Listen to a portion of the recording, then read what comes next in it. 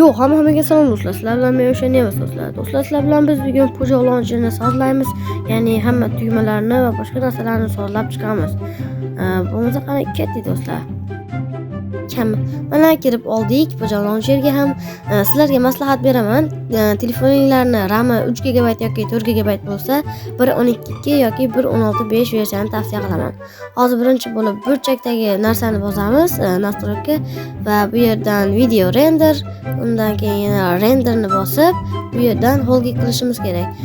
Mana bu foizlarni ko'rsatadigan narsa 100% bo'lishi mumkin. Shuning uchun telefonlarda RAM 3 GB bo'lsa, 50, 4 GB bo'lsa 60 qilishlarini tavsiya qilaman. Agar RAM 6 GB bo'ladigan bo'lsa, 70-80 qilishingiz mumkin.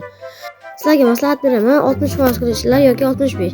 Meniki o'zim masalan o'zimniki 60% bo'ladi. Shuning uchun 65 yoki 60 qilishlarni maslahat beraman.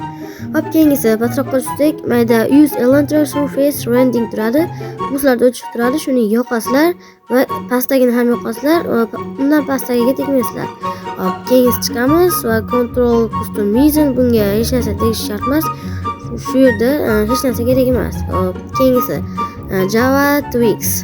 Bu yerga kirsak, mana bu yerda megabayt turadi. Bu baland bo'lishi mumkin yoki sizda past bo'lishi mumkin.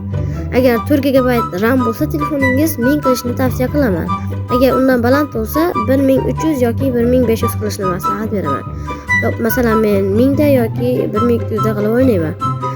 Sizlarga maslahatim, ko'proq 1200 qilib o'ynasanglar, FPS baland tushadi, ham video olayotganlarda yaxshiroq chiqadi. Hop, endi boshqa ish qolmadi shekilli. Qani ko'rib chiqamiz. Hop, bu yerda kerak emas. Yo'q, to'xtinglar. Men bu yerda BMK Live qo'ygan ekanman. Shuni default qilib qo'yaman. Agar sizlarda ham default chiqadigan bo'lsa, hop, keyingi sozlamalarga o'tamiz. Ya'ni knopka sozlamalari. Bu yerda knopka sozlamalari, ya'ni qo'l sozlamalariga o'tamiz. Custom controlsga kiramiz va bu yerga kirganimizdan so'ng sizlarda bunday chiqmaydi, rasmdagidek chiqadi. Biz buni qanday to'g'rilashimiz mumkin? Ya'ni knopkalarga essak, hozir mana knopkalarimizga essak, o'zidan o'zi kattalashtirsa yoki kichkinalashtirsa bo'ladi. Yoki ko'rinmas qilsa ham bo'ladi, ya'ni videolar uchun. Hop, bunday turadi sizlarda yoki boshqacha turadi. Hop, shundan so'ng sizlar xohlasanglar katta, xohlasanglar kichkina qilsanglar bo'ladi. Hattoki buni gorizontal holda qilsa ham bo'ladi yoki tumaloq holda qilsa ham bo'ladi. Masalan, sizlarga hozir ko'rsatib beraman. Hop, bu yerda sakrash knopkasi. Hop, mana ko'rsataman, mana 4 burchak, bu yerda gorizontal tumaloq holga keldi. Va bu yerda ko'rinmas qilsa ham bo'ladi. Hozir mana ko'rinmas bo'ldi. Videolar uchun juda zo'r bo'ladi. Hop, keyingilarni ham shunday qilsanglar bo'ladi. Hammasini shunday ko'rinmas qilib chiqsanglar ham bo'ladi. Hop, hammasini sozlab bo'lgandan so'ng nastroyka bo'limiga o'tib, bu yerdan save ni bosamiz va OK ni bosib, shundan so'ng yana bir chiqishni bosib, bu yerdan chiqib yes ni bosamiz va bo'ldi. Bizning knopkalarimiz o'zgaradi. O'zingiz xohlaganingizdek bo'ladi va play ni bosib o'yinga kiramiz do'stlar. Hop, o'yinga kirishini ozgina kutishimiz kerak do'stlar. Hop, mayli, qani ketdik do'stlar. Ozgina kutamiz. Valloh xullas, mana o'yinimizga ham kirib oldik. Endi qiladigan ishimiz, ya'ni sozlamalarni sozlash. Hop, FPS ni ko'rganimizda mana FPS sal pastroq chiqyapti. Endi buni to'g'rilash uchun biz nastroykaga kirishimiz kerak, ya'ni. Nastroykadan ya'ni nima qilamiz? Hamma narsani sozlash va pasaytirishimiz kerak. Hop, birinchi bo'lib nastroykaga kiramiz. Hop, optionsga kiramiz. Optionsga, ya'ni video settingsga kiramiz va bu yerda ko'rganingizdek chunk bor. Chunk baland bo'lishi mumkin. Shuni eng pastiga oxiriga tushirib qo'yamiz, ya'ni 2 ga. Bu FPS ni ham oxiriga siljitib qo'yamiz. Hop, shundan keyin bu smoothni eng oxirigacha olib borsak, sal yaxshiroq bo'ladi. Agar telefonlar kuchli bo'lsa, 50 qilib qo'yishlarini maslahat beraman. Hop, bundan keyin biz 50 qilib qo'yaylik, mayli.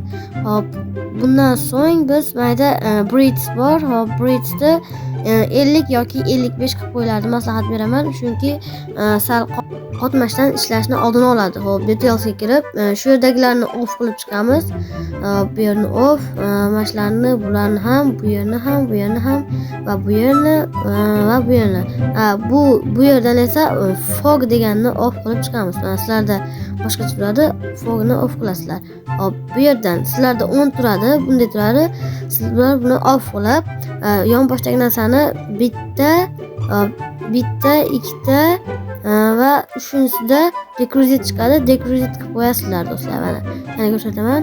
Xullas shu dekruzit qilib chiqasizlar. Shu predan mana bitta, ikkita, uchinchisi. Mana 1, 2, 3 ana dekruzit. Endi bo'lsa, hop, keyingisi hozir bu yerdan qiladigan ish yo'q. Bu yerdan esa bu yerdan ham yo'q ekan. Demak, performance ham yo'q. Hop, keyingisi mana bu yerda birinchisini off, keyingisini on, keyingisini off, keyingisini off, on. Oxirgisini va pastdan tushayotganda ikkinchisini on qilasizlar bo'ldi. Qolganiga tegmaysizlar. Bu yerdan ham tegish shart emas do'stlar. Hop, down deb bosamiz, yana down. Hop, keyin yana bo'ldi qolmadi shekilli. Hop, shuni balandlatib qo'yamiz va down va open to learn buni allow cheats va creative qilib qo'ysak yaxshiroq. Hop, endi effektni ko'ryapsizlarmi? 50, 59, 60 chiqyapti. Endi bemalol video olsanglar yoki o'zingizlar o'ynasanglar bo'ladi. Qolgan ishlarni ham o'zingizlar qilaverasizlar.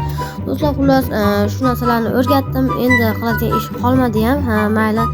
Endi bir ko'ramiz, bloklar qo'yib ko'ramiz. Unda ham qatmasmikin yoki qatnamikin. Mayli bir ko'ramiz, invertorga kiramiz. Hop, bu yerda blok olamiz, bu yerdagi blokni olamiz. Hop, bu yerga qo'yib chiqamiz. Ha, yaxshi qatmayapti, hammasi yaxshi. Sal yaxshi, sal, mayli. Lekin FPS baland chiqyapti. Hop, mayli, bu yerda yaxshi blok ko'ryapti. Tez uchib ketdi, mayli. Hop, do'stlar, endi keyingi ishlar qolmadi. FPS endi balandlatdi. Endi qolgan ishlar keyinchalik o'zingizlar qilsanglar bo'ladi do'stlar. Uni ham o'rgataman boshqa videolarda. Hop, mayli. Hop, bolalar, endi video tugay deb qoldi. Hop, biz Klaus, nahotki, yaxshimisiz Klaus, tuzukmisiz? Hop, obunachilarga bir og'iz gapingiz bormi? Videoga like bosib qo'yinglar, kanalga obuna bo'lib qo'yinglar. Klaus to'g'ri aytdi bolalar. Videoga like bosib, kanalga obuna bo'lib qo'yinglar do'stlar. Hop, endi Klaus nima qilar ekan? Oh my god. Nima qilyapsiz Klaus? Mayli. Hop, biz endi xayrlashadigan vaqt ham keldi. Hop, endi bo'lsa biz bu yoqqa xudo xolasa ko'p videolar chiqaramiz degan umiddaman. Mana do'stlar, sizlar bilan men o'sha yana nemis bo'ldim. Keyingi videolarda ko'rishguncha xayr do'stlar.